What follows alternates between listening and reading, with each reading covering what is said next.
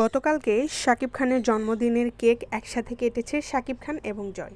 সেটার ভিডিও করে দিয়েছে অপু বিশ্বাস এবং সেটা ছিল শাকিব খানের বাড়িতে। যাই হোক, কিছু বুবলি ভক্ত সেটা মেনে নিতে পারছে না। তারা বলছে শাকিব খান একবারও অপুর দিকে তাকায় না, নিচে তাকিয়ে আছে।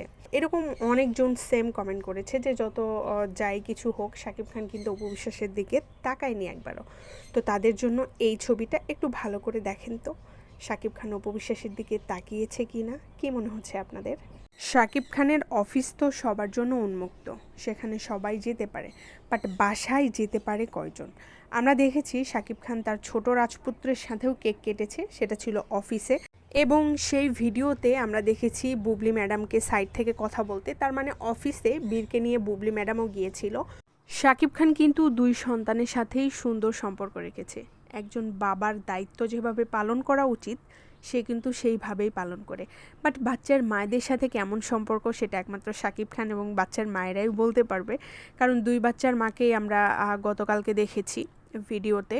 আই হোপ কোনো একদিন আমরা এরকম কারো কোনো জন্মদিনে দেখতে পাবো যে শাকিব খান তার ফুল ফ্যামিলি সহ ছবি আপলোড করে দিয়েছে, তার পাশে ওয়াইফ বসে আছে এবং সন্তান, তার বাবা মা সবাই মিলে।